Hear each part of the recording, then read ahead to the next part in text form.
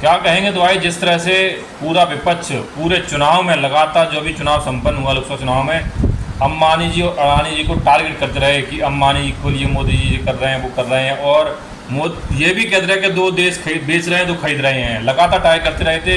और जो शंकराचार्य जो राम मंदिर प्राण प्रतिष्ठा में नहीं गए थे, वो भी सारे नेता अभिनेता सब पहुंच गए। तो क्या राहुल गांधी साथ बगावत कर दी विपक्ष ने?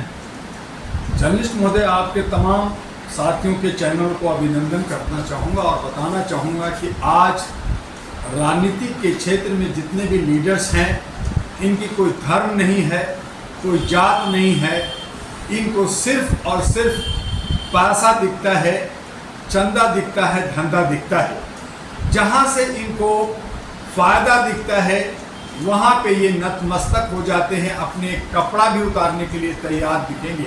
ये डांस, ये सारे जो भड़वागिरी दिखाते हैं, ये सब इस बात का द्योतक है कि ये सब के सब कॉर्पोरेट के नतमस्तक हैं।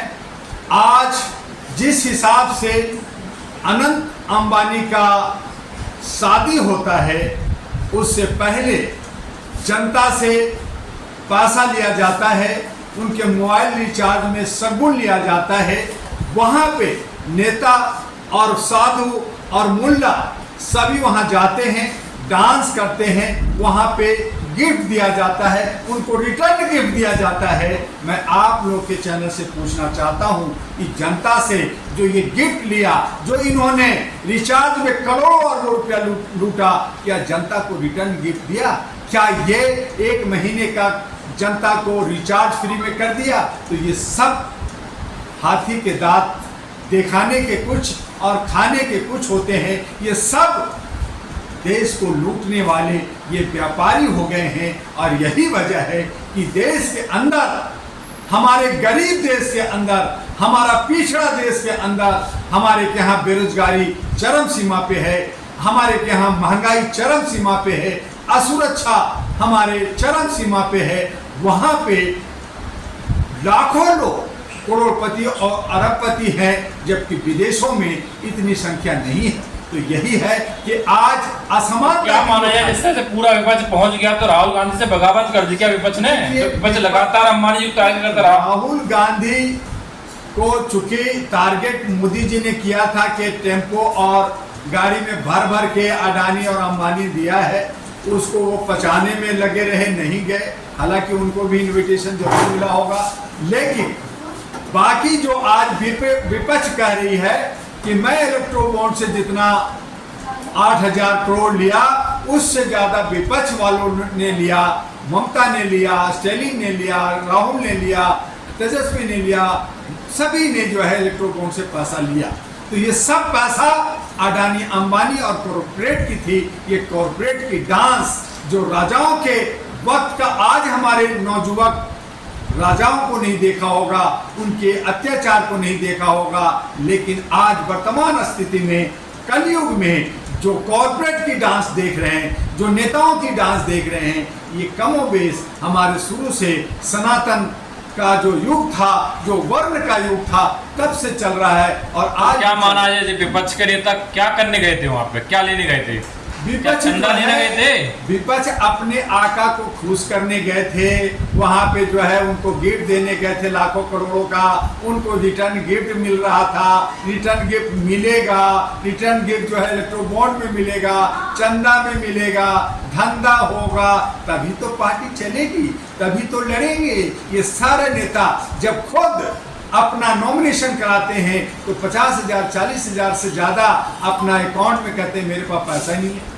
और फिर ये इलेक्शन में करोड़ों रुपया खर्च होता है, अरबों रुपया खर्च होता है। इस पे इलेक्शन कमीशन को संज्ञान लेना चाहिए, न्यायपालिका को संज्ञान लेना चाहिए। लेकिन सब भाग के तीन पात हैं, एक ही थाली के चट्टे बट्टे हैं, और ये सब मिल कर करके ये जश्न मनाते हैं। कमोबेश जनता को ठगने का ये पूरा कुचक्र चलता है। जनता को थोड़ा सा कभी लॉलीपॉप मिल गया या कोई जो है कहीं राहत मिल गया, कहीं न्यायपालिका से राहत मिल गया तो ये खुश होते हैं कि न्यायपालिका हमारे लिए काम कर रही है। सच्चाई तो यह है कि लॉलीपॉप दिया जाता है और लूटा जाता है, यानी कि थोड़ा बचा हुआ खाना आपको सरकार दिया जाता है, बाकी सारे मलाई खुद खा जाते हैं। राहुल गांधी नहीं गए, निमंत्रण तो राहुल गांधी के पास भी था लेकिन नहीं गए, क्या लगता है राहुल गांधी क्यों नहीं गए? राहुल गांधी जर्नलिस्ट महोदय नहीं गए, ये उनकी जो है एक बुद्धिमत्ता कहें, मैच्योरिटी कहें, जहां उनको पप्पू कहा गया, चप्पू कहा गया, आज वो जो है एक शहजादा हो गए हैं, अब वो जो है बाबू हो गए हैं। तो कुछ उनमें जो है मैच्योरिटी, ये जो सफ़र किया, देश का भ्रमण किया, जनता से मिले, जनता के बीच में रहे और सोए, तो उससे उनको थोड़ा ज्ञान हुआ कि मुझे इस तरह की राजनीति नहीं करना होगा, जनता के बीच में रहना होगा, जनता से संवाद रखना होगा, और तभी ये जो कांग्रेस खत्म हुई है वो जो है पुनः आएगी। तो उसके लिए वो लगातार लगे हुए हैं। चुनाव के बाद भी वो प्रचार प्रसार में हैं, वो मणिपुर गए, वो और जगह गए और जा रहे हैं, तो ये अच्छी बात है। लेकिन तो अब राहुल गांधी विपक्ष के साथ किस तरह से मिलेंगे, क्योंकि पूरा विपक्ष उनके यहाँ गया और सबको प्राइवेट जेट से बुलाया, तो भाई विपक्ष चाहे लालू हो चाहे ममता बनर्जी हो, सभी गए। विपक्ष किसको कह रहे हैं? जो विपक्ष में जिनकी घटक आम आदमी पार्टी कांग्रेस की, कांग्रेस को खत्म करने के लिए आम आदमी पार्टी एड़ी चोटी का दम लगा रखा है। उसने जो है बीजेपी के साथ लड़ाई है, बीजेपी कांग्रेस को एड़ी चोटी खत्म करने के लिए दम लगा रखा है। डॉक्टर दुआ एक अकेला है, डॉक्टर दुआ एक अकेला है जो बीजेपी से टक्कर ले रहा है, बीजेपी को खत्म करना चाहता है कि जब तक सांप मरेगा नहीं, जब तक जड़ पे चोट नहीं पहुंचेगा, तब तक ये लोकतंत्र और संविधान नहीं बचेगा। ये सब 12 कॉर्पोरेट कंपनियां मिलजुल करके कर रही है। कोई जा रहे हैं या नहीं जा रहे हैं, इन्हीं का मैसेज चल रहा है। जो दाग कांग्रेस पे लगी हुई है, जो दाग बाकी पार्टियों पे लगी है, ये कितना भी करने धुलेगी नहीं।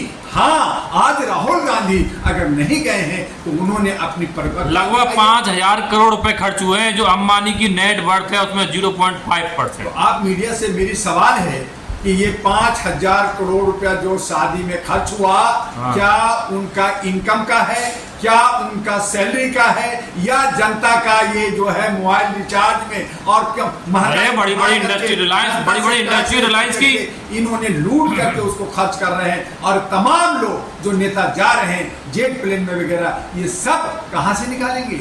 जनता को खून पीस करके निकालेंगे। यानी जनता की पैसा से ये जो है शादियां और ये अयाशियां हो रही है। अगर अपना पैसा से करें, अपने कमाई की पैसा से करें, अपना उद्योग को अगर ईमानदारी और पारदर्शिता से करें, तो ये जो है भीख मांगते हुए माएंगे। कहीं एक बार हमने देखा कि बच्चे का एक वीडियो बन रहा था कि हम लोग भी पैसा चाहते हैं, लेकिन किस्मत खराब है, वो भीख मांग रहा है, हम भी 2 हाथ से भीख मांग रहे हैं, लेकिन भीख मांगने वाला कटोरा अदानी और अंबानी लेके भाग गया बच्चे से। अब गरीब आदमी जो है हाथ से भीख मांग रहा है और वो कटोरा से भीख मांग रहा है, तो वो कटोरा भर गया और वो उसका खर्च कर रहे हो, तो उसमें क्या गलती है? तो मीडिया जो उनको दिखाना चाहिए था, उनको ना दिखा करके वो भटका रही है। और यही वजह है कि आज एक बदलाव, एक जन क्रांति का समय आ गया है। आज उन लोगों का जो उपचुनाव हुआ